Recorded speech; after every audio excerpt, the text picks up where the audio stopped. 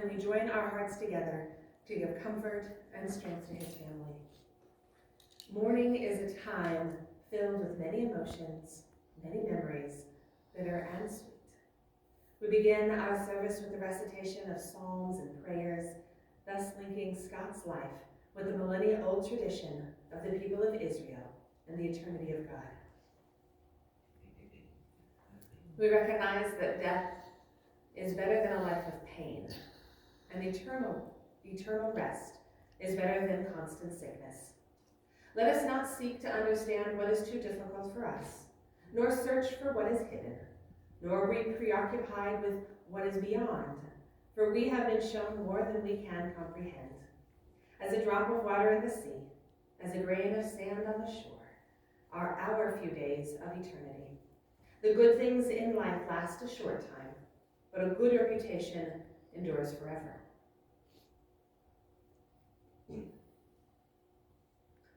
Esa einai el habri me'ai yavo Hezri. I turn my eyes to the mountain. From where will my help come? Not everyone knows what he shall sing at the end. Watching the pier as the ship sails away, or what it will seem like when he's held by the sea's roar, motionless there at the end, or what he shall hope for once it's clear that he'll never go back. When the time has passed to prune the roses or pet the dog, when the sunset torching the lawn and the moon icing it down no longer appear.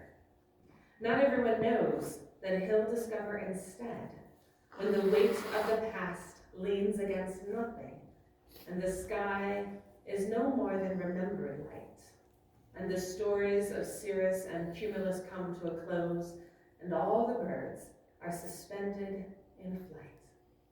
Not everyone knows what is waiting for him, or what he shall sing when the ship he is on slips into darkness there at the end.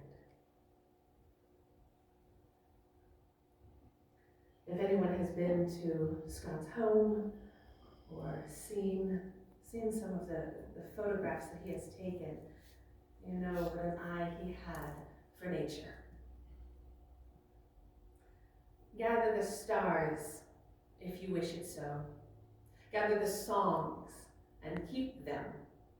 Gather the faces of women. Gather for keeping years and years. And then loosen your hands and let go and say goodbye. Let the stars and the songs go. Let the faces and the years go. Loosen your hands and say goodbye. Oh, say shalom birumam. Oh, Say shalom aleinu. Ve'akol Yisrael. Ve'imru amen. Yaseh shalom. Yaseh shalom. Shalom aleinu, Ve'akol Yisrael. Yaseh shalom, Yaseh shalom. Shalom aleinu, Ve'akol Yisrael.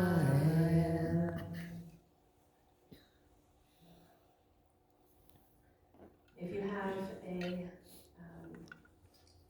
pamphlet inside, you see the recitation of Psalm 23. Feel free to join together. The Lord is my shepherd, I shall not want.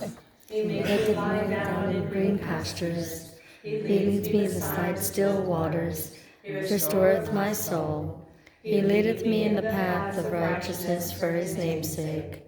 Yea, though I walk through the valley of the shadow of death, I will fear no evil, for you are with me. Thy rod and thy staff, they comfort me. Thou preparest the table before me in the presence of mine enemies. Thou anointest my head with oil, my cup runneth over. Surely goodness and mercy shall follow me all the days of my life, and I will dwell in the house of the Lord forever.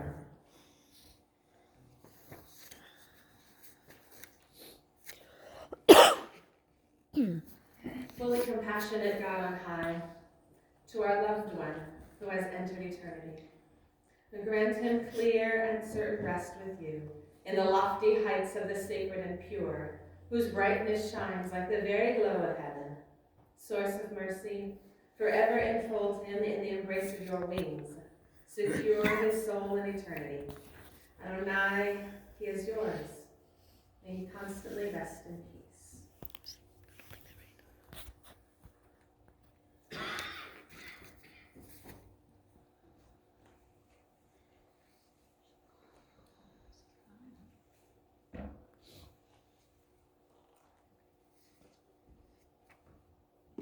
At this time of loss, we turn to the scriptures for hopefully a bit of enlightenment on how we might juxtapose our pain with the consolation worthy of the life that Scott Foster lived.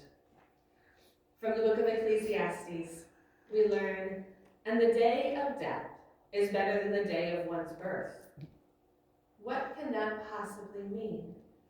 How can these words bring solace to a mourner? And our sages explained this verse by comparing it to two ships.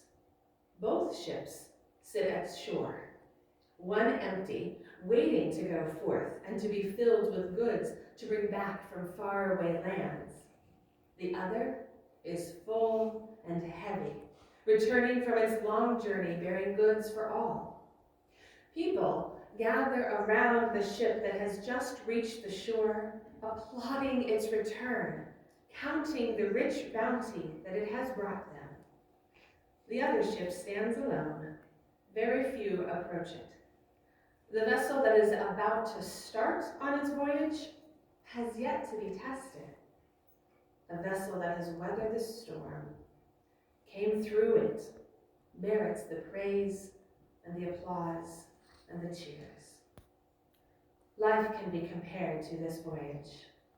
The ocean is deep and filled with high waves, storms, and obstacles. And when one reaches the other shore, then we declare the voyage a success. Thus on this day, our gathering of remembrance brings us together to honor the memory of Scott, the ship that has reached our shore. He was born in Manhattan in 1948 and lived his youth in Stuyvesant Town. And this is coincidentally where Lenore grew up, but they didn't know each other then. And for those less familiar with the layout of New York City, this was a post-World War II building complex, I use that term very lightly, which presently houses over 20,000 people in less than 80 acres. It's no wonder they never met. And that's more than the entire town of Hendersonville in a very small area. As a youth, he had a camera and would chase police cars and fire trucks. Not much changed as he got older. Throughout his life, he worked at the Daily Mirror. He helped Ted Turner set up CNN. He worked for the city and the Environmental Protection Division, camera ready at all times. Whether he was photographing something traumatic or something serene, he was able to capture the beauty and the details that he saw and be able to communicate it through his pictures to everyone else. This kind of work, in all conditions, all kinds of scenes, all hours of the day, takes a particular kind of person, one who can weather all sorts of storms. And this was Scott. He also had to face some challenging marital relationships before he was able to find the love of his life and his best friend Lenore. After dating a couple years, they were married on February 18, 1986. Scott died a day after their anniversary, as though he willed himself to make it just a few more hours. At that time, Lenore had 2 teenage daughters, Michelle and Aileen, from a previous relationship. And by this time, Scott had led a rough life and was unsure of how to deal with teenage daughters. Few people are, to be honest, and certainly all the more so when they had no exposure to children. After all, Scott was an only child, and he was doted upon by his family and his relatives, especially materialistically. Most of us know how to show love in the ways that we received it. More than that, though, Scott had a very unique sense of humor. And for anyone here who met him, you know what I mean. And for some people, the humor was tolerated at best and caused discomfort at worst. And for others, this humor was endearing and a lovable trait. It is one of the things that Lenore loved most about him. That, and that he loved her cooking. Some people's happy place is in the kitchen, and for some people, it's in the dining room. And these two were made for each other in this way. Living in New York, food was more than simply sustenance. It was Scott's love language. And similar to other areas of his life, he knew what he liked and how he liked it. Very opinionated and very particular. But give him a bowl of pasta with red sauce, or a potato knish, or a delectable dessert, and it wouldn't be turned down. Unless it had some unfortunate green beans in there. Then you could be sure it would be turned down. And one only needs to look in his freezer or his travel itinerary to know what brought him this kind of joy. But another love of his was that he loved music. He was able to enjoy and discuss all kinds of genres of music. The home in the Catskills was wired so that no matter what room he was in, there would be a station of music playing. And here in Hendersonville, they had a smart speaker in every room that he was able to command whatever and whenever he felt like it. Now, it's unlikely that there's pictures of this event, since most photographers prefer to be behind the lens, but he was at the original Woodstock, ostensibly working, but likely enjoying every minute of it too. Music accompanied him on every stage of his voyage. But high waves came shortly after he and Lenore were married in Long Island, and so they decided to move to Manhattan, a place they were already commuting for work. A year after marriage, they moved into the city. Where, you might ask? To the same town of their youth. His mom, Natalie, still lives in the city, and they spoke every day, often twice a day, to check in with each other, if nothing else. Scott knew how to have adult relationships, but it took him until he was older to begin to form them with other people. The first baby he ever held was Lenore's first grandchild, Molly, and the second baby was a couple of decades later, which was Molly's first child, Carly. By the time Carly came along about 6 years ago, Scott realized that babies weren't so terribly scary after all, and he was able to smile a genuine, doting smile. It also took until about retirement for Scott to find a place in Judaism. While he had had a bar mitzvah as a child, it was really in name only. And living in the city, there are Jews everywhere and lots of opportunities to meet people. The same cannot be said for Hendersonville.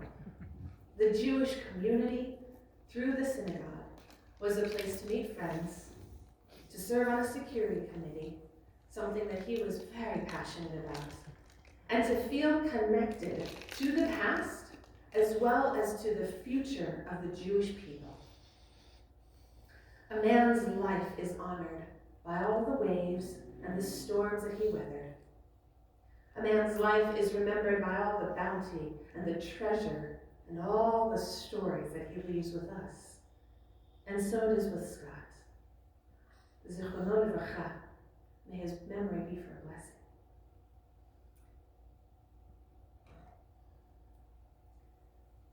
I would also like to have Bob Miller, his friend for over 50 years, who came here from New Jersey, to say a few words at this time.